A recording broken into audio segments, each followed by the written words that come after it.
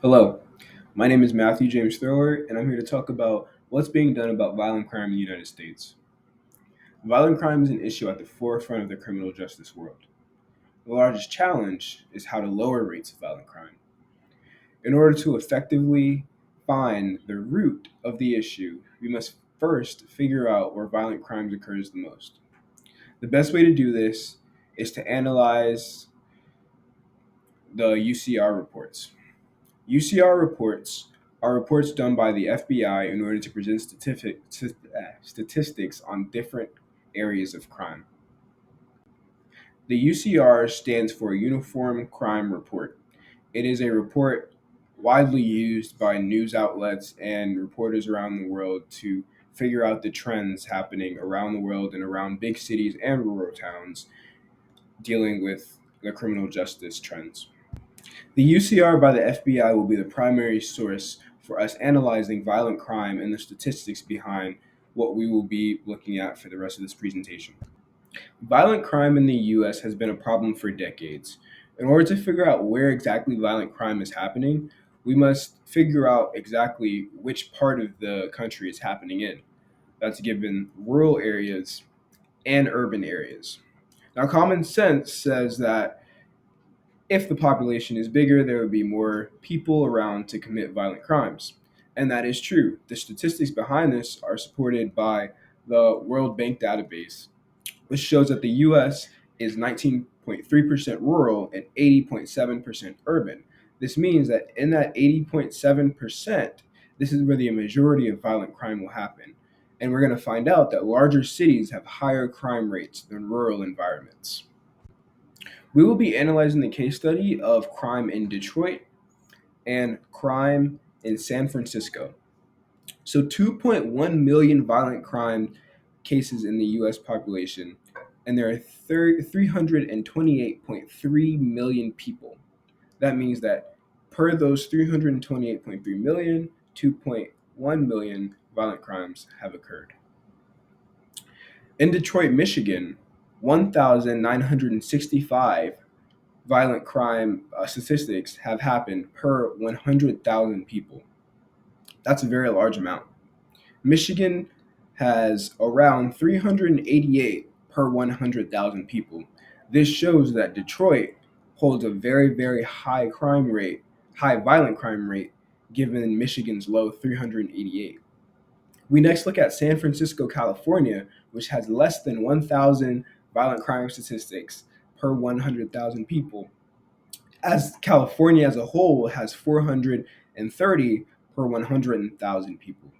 This shows that San Francisco, California not only has a lower crime rate than Detroit, Michigan, but also is high in compared to California as a whole.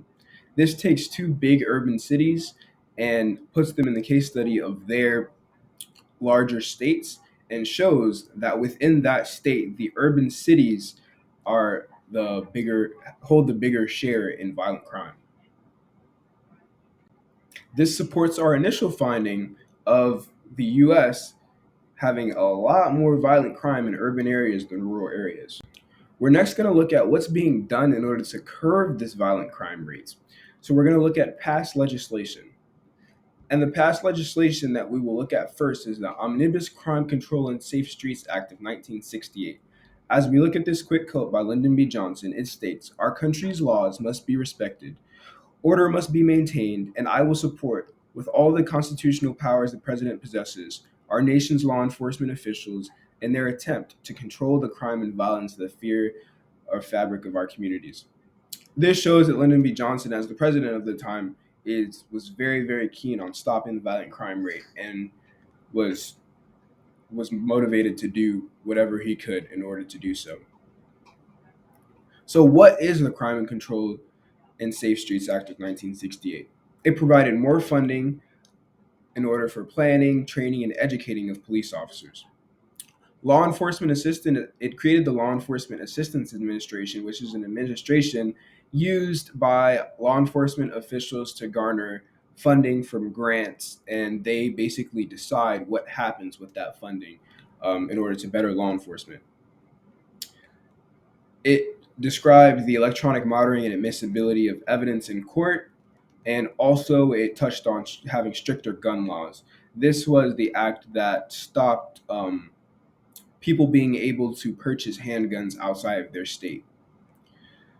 It also increased the FBI budget. This is because riots were very prevalent in the 1960s, and that FBI budget was used to curb rioting, which also falls under the umbrella of violent crime in some aspects.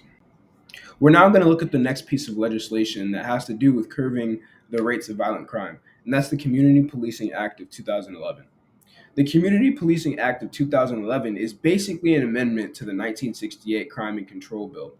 What it did was it provided not only funding, but it put officers into those places where funding had stood. So in the 1968 Act, what happened was the government gave funding to law enforcement officials in order for them to better the community.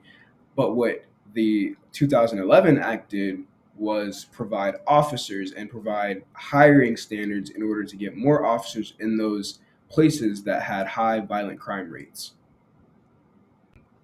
Also important to note, as you see in this graph, violent crime was on the decline since the 1960s. What this graph shows is that it has been declining gradually, and what lawmakers are trying to do is curb violent crime rates to an all-time minimum and attempt to keep it there. What we have to determine is what is that all-time minimum and how do we get there? So how do we lower the violent crime rate even more? Some recommendations, given a decent amount of research, shows that stricter community operating policing guidelines geared more towards the community can play a very, very helpful part in that. Effective and creative ways to use those resources that have been given by the 1968 bill and the 2011 bill in order to provide funding and police officers. What the law enforcement officials must do is use those resources in a effective way um, to better stop crime. This changes the crime culture in at-risk neighborhoods, and must make sure that they use those grants that fund projects that have long-term benefits for the community and police. And what do those long-term benefits look like? So those long-term benefits are in the form of community outreach tasks such as sports teams. If police garner their resources in order to hold sports leagues, that way they can change the dynamic of the neighborhood to make sure that they keep children in actual progressive tasks so that way they can keep them off the streets. This also goes for adults, giving employment opportunities and also um, trade learning opportunities so that they can better themselves in their trade or better themselves in the economic and job world.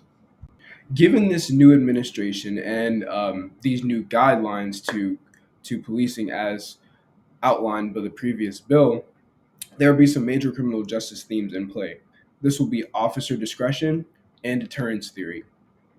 With officer discretion, while there are strict guidelines in the new legislation, there will be more decisions in making the friendlier approach when officers interact with the community.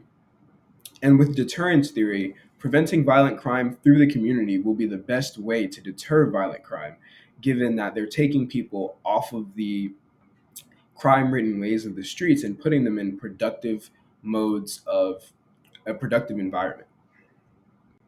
With police taking this approach to this productive environment, I think that violent crime can be significantly lowered and eventually stifled to the point where there is a very, very low rate for the United States as a whole, not just the urban populations, but urban and rural.